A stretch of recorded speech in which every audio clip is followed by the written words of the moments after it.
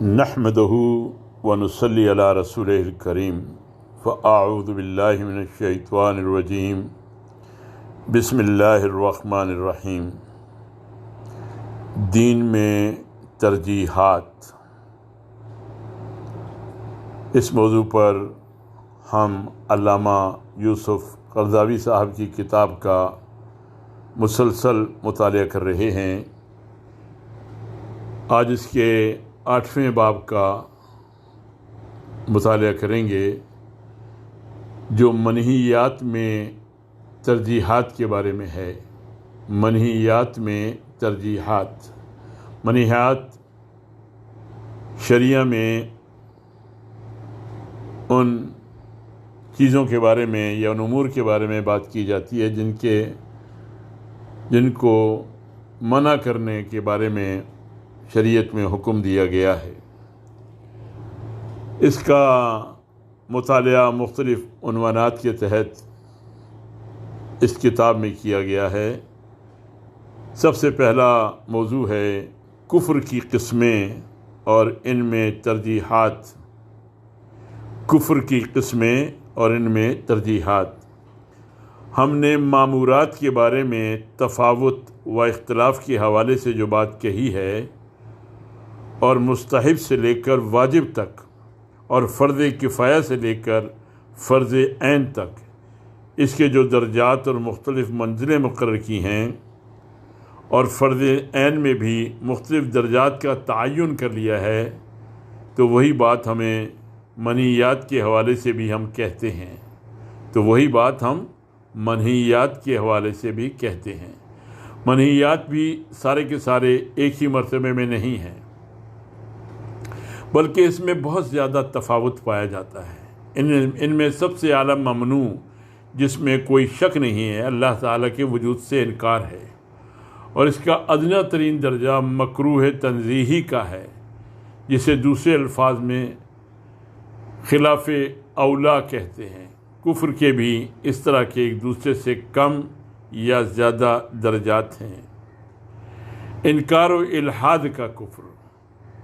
کفر کی ایک قسم یہ ہے کہ اس میں الحاد اور اللہ کے وجود سے انکار پایا جاتا ہو۔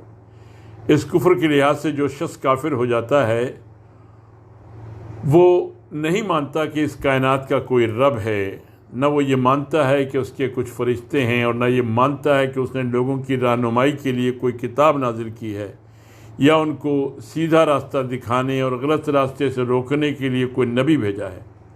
نہ وہ یہ بات تسلیم کرتا ہے کہ کوئی قیامت ہونے والی ہے، جس میں لوگوں سے ان کے اچھے اور برے اعمال کا حساب لیا جائے گا۔ یہ لوگ نہ الوہیت کا اقرار کرتے ہیں، نہ نبوت اور رسالت کو مانتے ہیں، اور نہ اخروی جزا و سزا کا اعتراف کرتے ہیں، بلکہ ان کی حالت وہی ہوتی ہے جو اللہ تعالیٰ نے ان کے اسلاف کے بارے میں بیان فرمائی ہے۔ سورہ انعام کی آیت نمبر 29 میں ارشاد ہے، ان ہی الا حیاتنا الدنیا وما نحن بمبعوثین۔ زندگی جو کچھ بھی ہے، بس یہی ہماری دنیا کی زندگی ہے، اور ہم مرنے کے بعد ہرگز دوبارہ اٹھائے نہ جائیں گے۔ یا جیسا کہ ان میں سے بعض لوگوں نے اپنی بات یوں بیان کی ہے کہ اور کچھ نہیں ہے، بس ماں کے پیٹ سے پیدا ہوئے اور زمین نے نگل لیا۔ یہ ہر دور کے مادہ پرستوں کا کفر ہوتا ہے۔ موجودہ دور میں اشتراکی فکر کی بنیاد اسی کفر پر ہے، جس کے قلعے ڈھہ چکے ہیں۔ یہ وہ فکر تھی جس کے بنیادی دستور حکومت میں یہ بات لکھی ہوئی تھی کہ خدا کوئی چیز نہیں ہے، اور زندگی مادے کا نام ہے۔ ان لوگوں کے نزدیک دین خرافات اور الوہیت ایک افسانہ ہے۔ ان کے ہاں وہ بات بہت مشہور ہے جو کسی مادیت پرست فلسفی نے کہی تھی۔ وہ کہتا ہے، یہ بات درست نہیں ہے کہ اللہ تعالیٰ نے انسان کو پیدا کیا ہے، بلکہ انسان کا ذہن ہی ہے جس نے خدا کو تخلیق کیا ہے۔ یہ صاف گمراہی ہے، جسے وحی کی منطق تو درکنار، جو اس کے ثبوت پر قطعی دلائل قائم کرتی ہے۔ عقلی و فطری منطق اور سائنس و کائنات کی منطق بھی یہ نہیں مانتی۔ اللہ تعالیٰ نے کیا خوب فرمایا ہے۔ سورہ نساء کی آیت نمبر 136 میں ارشاد ہے، وَمَن يَكْفُرْ بِاللَّهِ وَمَلَائِكَتِهِ وَكُتُبِهِ وَرُسُلِهِ وَالْيَوْمِ الْآخِرِ فَقَدْ ضَلَّ ضَلَالًا بَعِيدًا۔ جس نے اللہ اور اس کے ملائکہ اور اس کی کتابوں اور اس کے رسولوں اور روز آخرت سے کفر کیا، وہ گمراہی میں بھٹک کر بہت دور نکل گیا۔ یہ کفر کی قسموں میں سب سے بدترین قسم ہے شرک کا کفر۔ اس کفر مطلق سے کم درجے کا کفر وہ ہے جسے کفر شرک کہہ سکتے ہیں، جیسا کہ دور جاہلیت کے عربوں نے کیا تھا۔ وہ اللہ کے وجود پر ایمان لاتے تھے اور اس پر بھی یقین رکھتے تھے کہ آسمان اور زمین اور انسان اس نے پیدا کیے ہیں، ان میں رزق اور زندگی اور موت کے حوالے سے اسی کی تدبیر چلتی ہے، مگر اس نوع کے اقرار کے باوجود جسے توحید ربوبیت کا نام دیا جاتا ہے، وہ اس کے ساتھ اس چیز میں شرک کرتے تھے جسے توحید الہیہ کا نام دیا گیا ہے۔ اس میں انہوں نے اللہ کے ساتھ آسمان اور زمین کے دوسرے معبودوں کو بھی شریک کر لیا تھا۔ اسی کے بارے میں قرآن سورہ زخرف میں فرماتا ہے، آیت نمبر 9 میں، وَلَئِن سَأَلْتَهُم مَّن خَلَقَ السَّمَاوَاتِ وَالْأَرْضَ لَيَقُولُنَّ خَلَقَهُنَّ الْعَزِيزُ الْعَلِيمُ۔ اگر تم ان لوگوں سے پوچھو کہ زمین اور آسمانوں کو کس نے پیدا کیا ہے، تو یہ خود کہیں گے کہ انہیں اسی زبردست علیم ہستی نے پیدا کیا ہے۔ سورہ عنکبوت کی آیت نمبر 61 میں ارشاد ہے وَلَئِن سَأَلْتَهُم مَّن خَلَقَ السَّمَاوَاتِ وَالْأَرْضَ وَسَخَّرَ الشَّمْسَ وَالْقَمَرَ لَيَقُولُنَّ اللَّهُ۔ اگر تم ان سے پوچھو کہ زمین اور آسمانوں کو کس نے پیدا کیا ہے اور چاند اور سورج کو کس نے مسخر کر رکھا ہے، تو ضرور کہیں گے کہ اللہ نے۔ سورہ یونس کی آیت نمبر 31 میں ارشاد ہے قُلْ مَنْ يَرْزُقُكُم مِّنَ السَّمَاءِ وَالْأَرْضِ أَمَّنْ يَمْلِكُ السَّمْعَ وَالْأَبْصَارَ وَمَنْ يُخْرِجُ الْحَيَّ مِنَ الْمَيِّتِ وَيُخْرِجُ الْمَيِّتَ مِنَ الْحَيِّ وَمَنْ يُدَبِّرُ الْأَمْرَ فَسَيَقُولُونَ اللَّهُ فَقُلْ أَفَلَا تَتَّقُونَ۔ ان سے پوچھو کون تم کو آسمان اور زمین سے رزق دیتا ہے؟ یہ سماعت اور بینائی کی قوتیں کس کے اختیار میں ہیں؟ کون بے جان میں سے جاندار کو اور جاندار میں سے بے جان کو نکالتا ہے؟ کون اس نظم عالی کی تدبیر کر رہا ہے؟ وہ ضرور کہیں گے کہ اللہ۔ کہو پھر تم حقیقت کے خلاف چلنے سے پرہیز کیوں نہیں کرتے؟ یہ لوگ اللہ پر اس لحاظ سے تو ایمان رکھتے ہیں کہ وہ ہمارا خالق، رازق اور مدبر ہے، مگر اس کے ساتھ اور معبودوں کی عبادت بھی کرتے ہیں جو لکڑی، پتھر اور دھات سے بنے ہوتے ہیں۔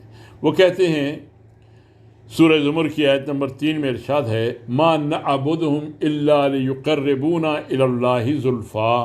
ہم تو ان کی عبادت صرف اس لیے کرتے ہیں کہ وہ اللہ تک ہماری رسائی کرا دیں۔ سورہ یونس کی آیت نمبر 18 میں ارشاد ہے وَيَعْبُدُونَ مِن دُونِ اللَّهِ مَا لَا يَضُرُّهُمْ وَلَا يَنفَعُهُمْ وَيَقُولُونَ هَٰؤُلَاءِ شُفَعَاؤُنَا عِندَ اللَّهِ۔ یہ لوگ اللہ کے سوا ان کی پرستش کر رہے ہیں جو ان کو نہ نقصان پہنچا سکتے ہیں نہ نفع، اور کہتے یہ ہیں کہ یہ اللہ کے ہاں ہمارے سفارشی ہیں۔ یہ شرک اپنی مختلف صورتوں کے ساتھ، جن میں عرب کے بت پرستوں کا شرک بھی داخل ہے، فارس کے مجوسیوں کا شرک بھی، جو کہتے تھے کہ الہ دو ہیں، ایک خیر اور نور کا الہ اور دوسرا شر اور ظلمت کا الہ، اور اس میں ہندوؤں اور بدھ مذہب وغیرہ کا شرک بھی شامل ہے، جن کی بت پرستی اب تک بہت بڑی بڑی اقوام کے دماغ کو گھیرے ہوئے ہے، اور ایشیا اور افریقہ میں کروڑوں لوگ اس کے پیروکاروں میں شامل ہیں۔ پیروکاروں کے لحاظ سے سب سے بڑا شرک ہے۔ شرک خرافات کی آماجگاہ اور فضولیات کا مرکز ہے۔ یہ انسان کو پستی کے گہرے گڑھے میں پھینک دیتا ہے، کیونکہ جو شخص اس میں مبتلا ہو جاتا ہے وہ ان چیزوں کی عبادت شروع کر دیتا ہے جن کو اللہ تعالیٰ نے اس کے لیے مسخر کیا ہے۔ چاہے تو یہ تھا کہ وہ اس کی خدمت میں لگی رہتی اور اس کی خادم بلکہ غلام بن کر اس کی اطاعت گزار ہوتی اور اس کے آگے جھکتی۔ اللہ تعالیٰ فرماتا ہے سورہ حج کی آیت نمبر 31 میں وَمَن يُشْرِكْ بِاللَّهِ فَكَأَنَّمَا خَرَّ مِنَ السَّمَاءِ فَتَخْطَفُهُ الطَّيْرُ أَوْ تَهْوِي بِهِ الرِّيحُ فِي مَكَانٍ سَحِيقٍ۔ اور جو کوئی اللہ کے ساتھ شرک کرے تو گویا وہ آسمان سے گر گیا، اب یا تو اسے پرندے اچک لے جائیں گے یا ہوا اس کو ایسی جگہ لے جا کر پھینک دے گی جہاں اس کے چیتھڑے اڑ جائیں گے۔ اہل کتاب کا کفر۔ اس کفر سے بھی کم درجے کا کفر اہل کتاب یعنی یہود و نصارہ کا ہے۔ ان کا کفر اس وجہ سے ہے کہ وہ محمد صلی اللہ علیہ وسلم کی رسالت کو نہیں مانتے، حالانکہ آپ صلی اللہ علیہ وسلم کو اللہ تعالیٰ نے اختتامی رسالت کے ساتھ مبعوث فرمایا ہے۔ آپ صلی اللہ علیہ وسلم پر ایک دائمی کتاب نازل کی ہے جو ایک طرف تورات اور انجیل جیسی کتابوں کی تصدیق کرتی ہے جو اس سے پہلے نازل ہوئی تھیں، اور دوسری طرف ان تعلیمات کی تصحیح کر رہی ہے جو ان میں بھی موجود تھیں مگر بعد میں تحریف کی گئی ہیں۔ اسی کے بارے میں اللہ تعالیٰ سورہ مائدہ کی آیت نمبر 48 میں ارشاد فرماتے ہیں، وَأَنزَلْنَا إِلَيْكَ الْكِتَابَ بِالْحَقِّ مُصَدِّقًا لِمَا بَيْنَ يَدَيْهِ مِنَ الْكِتَابِ وَمُهَيْمِنًا عَلَيْهِ فَاحْكُم بِمَا أَنزَلَ اللَّهُ وَلَا تَتَّبِعْ أَهْوَاءَهُمْ عَمَّا جَاءَكَ مِنَ الْحَقِّ۔ پھر ہم نے تمہاری طرف یہ کتاب بھیجی جو حق لے کر آئی ہے، اور الکتاب میں سے جو کچھ اس کے آگے موجود ہے اس کی تصدیق کرنے والی اور اس کی محافظ و نگہبان ہے، لہذا تم خدا کے نازل کردہ قانون کے مطابق لوگوں کے معاملات کا فیصلہ کرو، اور جو حق تمہارے پاس آیا ہے اس سے منہ موڑ کر ان کی خواہشات کی پیروی نہ کرو۔ محمد صلی اللہ علیہ وسلم ان کی طرف جو چیز لے کر آئے وہ یہ تھی کہ الوہیت کے بارے میں ان کے افکار کی تصحیح ہو۔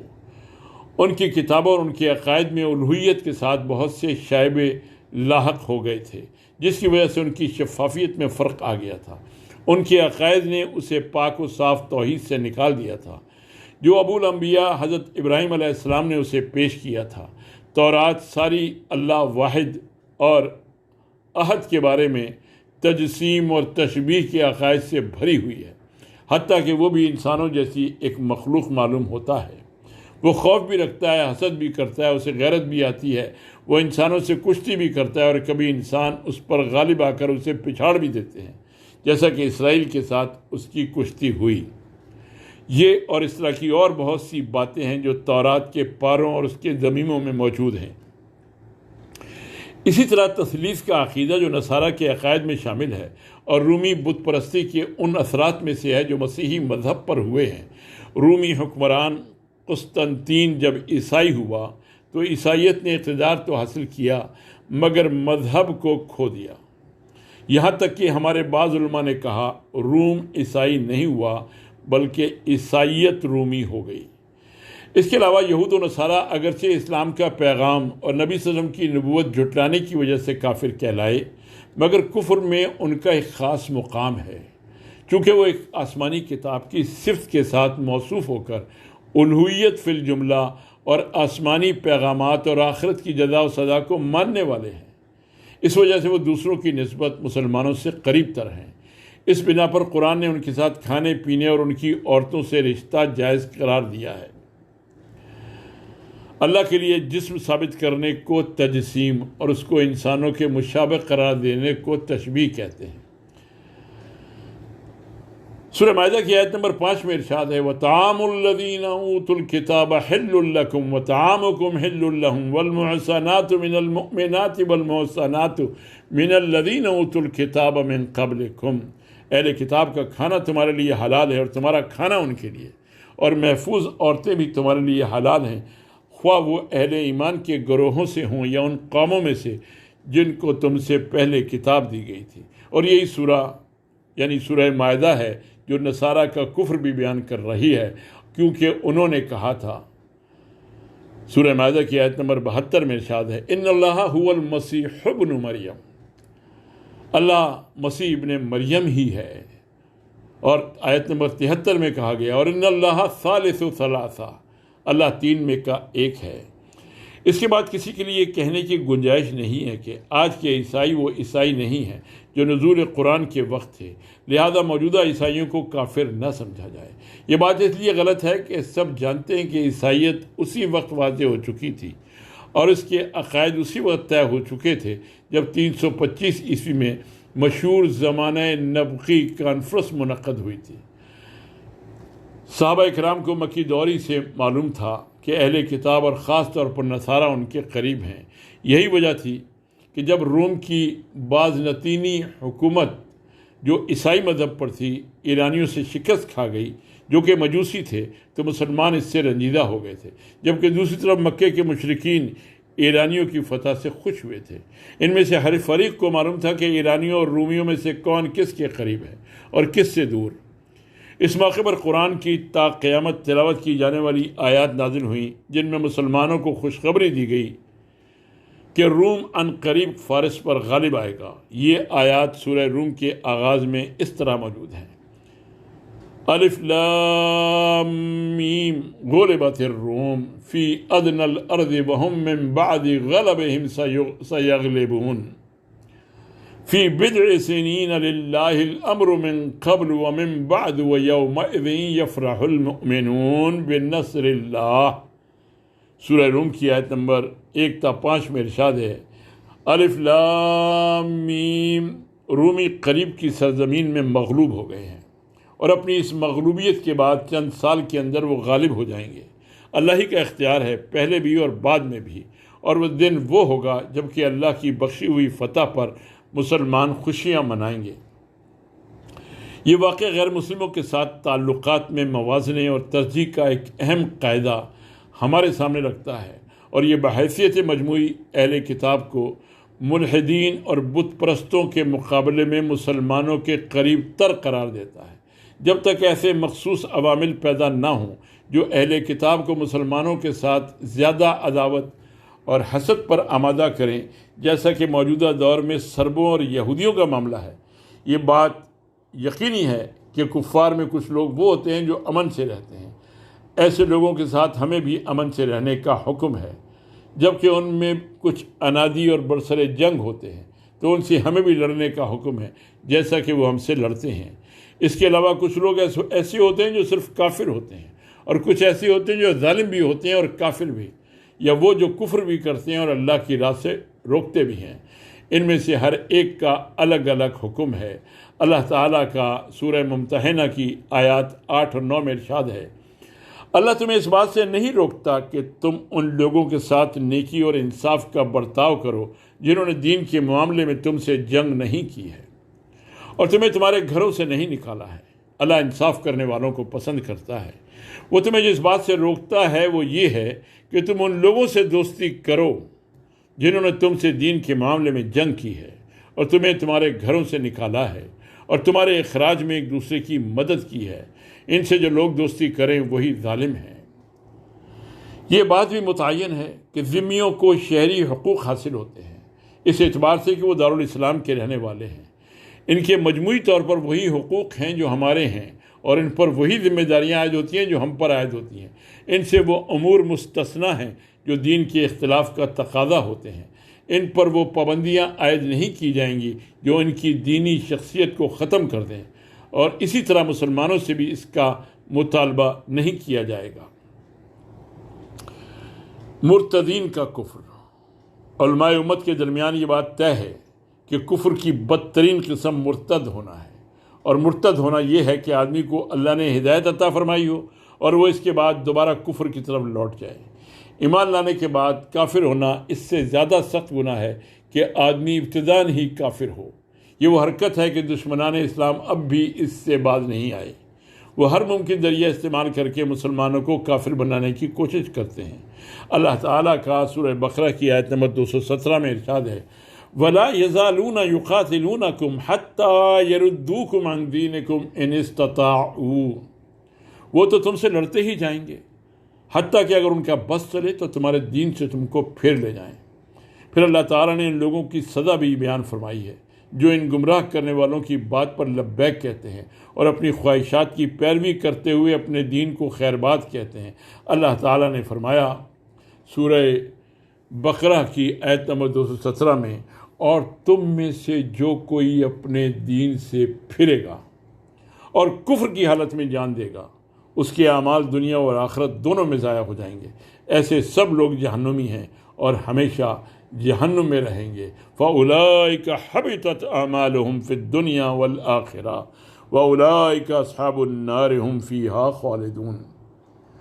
اس حالت میں ارتداد اسلام اور امت مسلمہ کے ساتھ ایک عظیم خیانت ہے، کیونکہ اس میں ان کے ساتھ تعلق کی تبدیلی یا ان سے پہلو تہی یا ایک امت سے دوسری امت منتقل ہونے کی بات ہوتی ہے۔ اس کا معاملہ ایسے ہوتا ہے جیسے اس نے اپنا تعلق بدل کر اپنے ملک کے ساتھ خیانت کی ہو اور اپنی قوم کی جگہ کسی اور قوم میں جا داخل ہوا ہو۔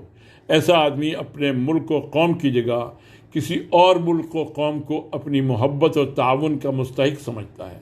چنانچہ ارتداد محض عقلی طور پر نقطۂ نظر کی تبدیلی نہیں ہوتی، یہ ایک جماعت سے اپنا تعلق توڑ کر ایک ایسی جماعت کے ساتھ جڑنا ہوتا ہے جو اس کے خلاف بلکہ اس کی دشمن ہو۔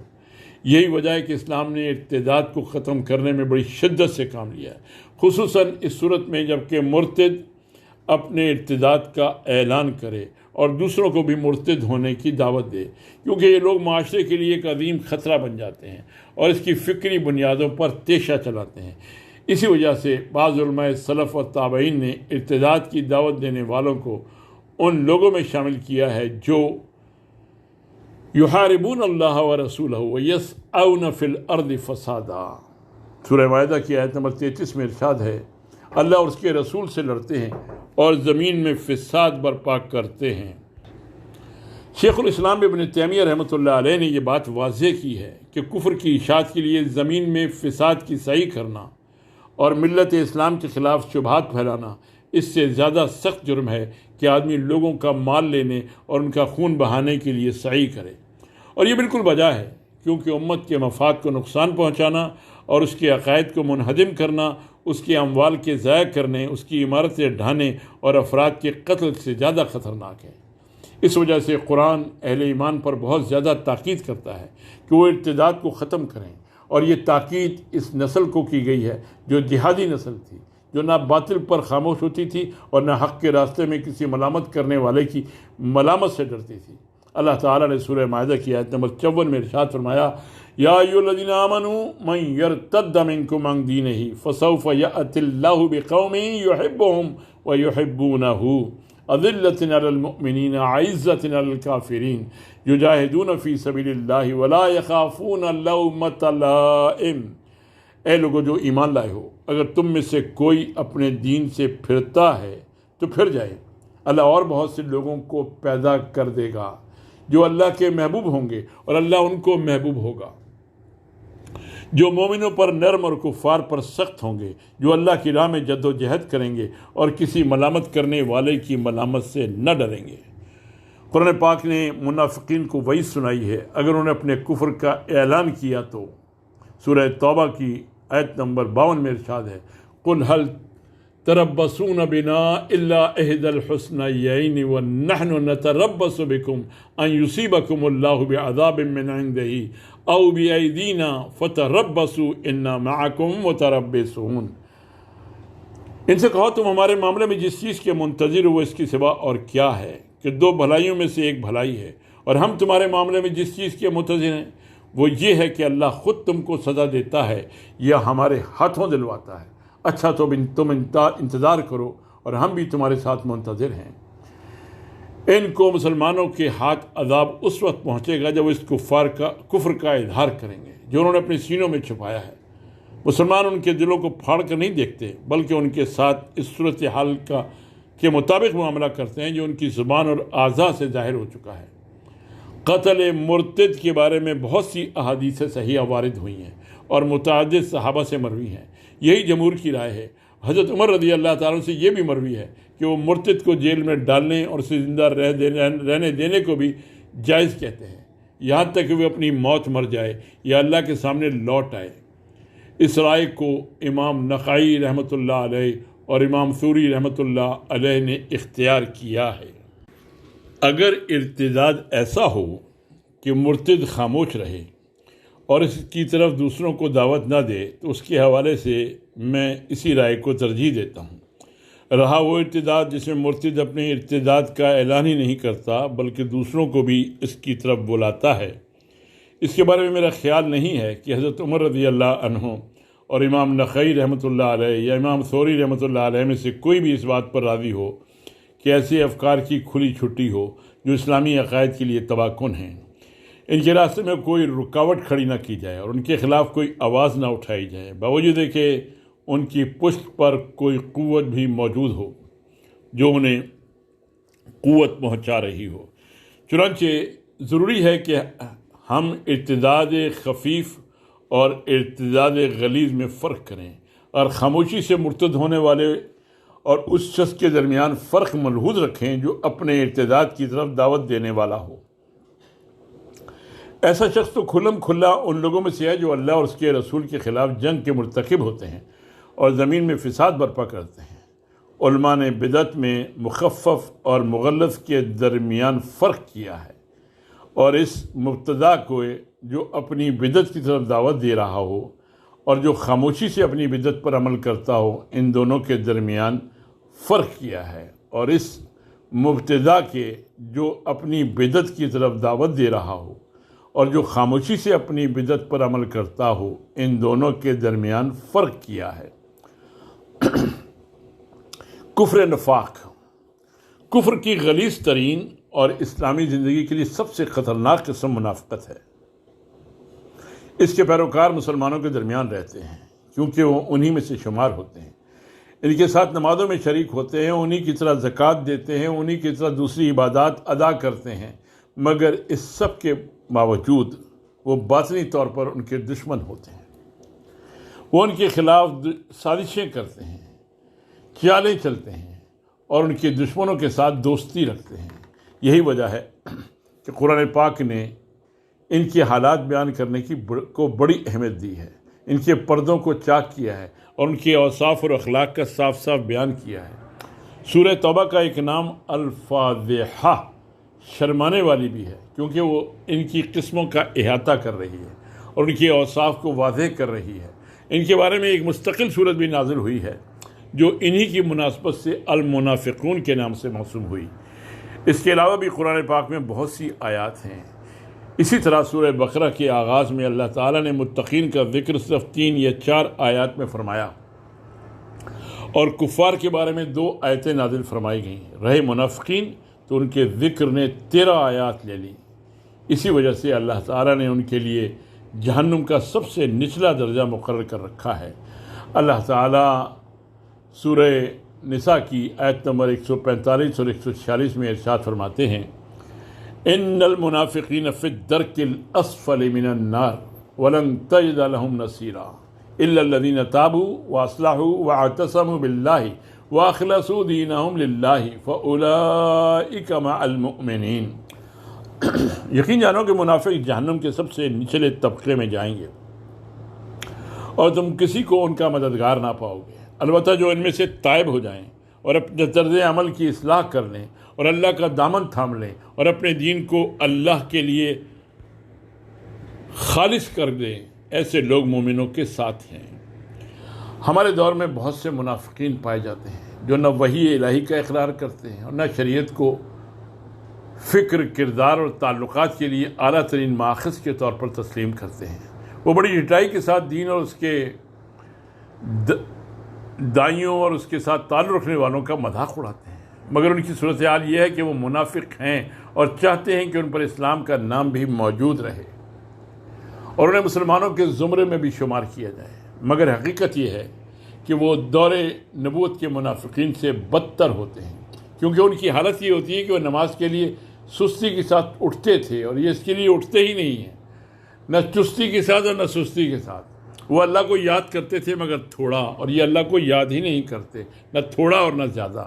وہ مسلمانوں کے ساتھ جہاد میں بھی شریک ہوتے تھے اور دشمن کے خلاف بھی لڑتے تھے، اور یہ اسلام کے دشمنوں کے ساتھ ہوتے ہیں اور مسلمانوں کے خلاف لڑتے ہیں۔ وہ بظاہر مسلمانوں کے ساتھ مسجدوں میں ہوتے تھے اور یہ کافروں کے ساتھ ان کے لہو و لعب میں مصروف ہوتے ہیں۔ اگر یہ لوگ اپنے کفر کا صراحت کے ساتھ اعلان کریں گے تو ان کا موقف متعین ہو جائے گا اور ہم ان کی طرف سے مطمئن ہو جائیں گے، مگر یہ ایسے بن گئے ہیں جیسے اللہ کا فرمان ہے سورہ بقرہ کی آیت نمبر 9 میں، یخادعون اللہ والذین آمنوا وما یخدعون الا انفسهم وما یشعرون۔ وہ اللہ اور ایمان لانے والوں کے ساتھ دھوکے بازی کر رہے ہیں، مگر دراصل وہ خود اپنے آپ ہی کو دھوکے میں ڈال رہے ہیں اور انہیں اس کا شعور نہیں ہے۔ اللہ تعالی ہمیں منہیات میں سے ان باتوں کا جو آج ہم نے مطالعہ کی ہیں ان کا ادراک عطا فرمائے اور اس کے مطابق اپنی زندگی سنوارنے کی توفیق عطا فرمائے۔ وآخر دعوانا ان الحمد للہ رب العالمین۔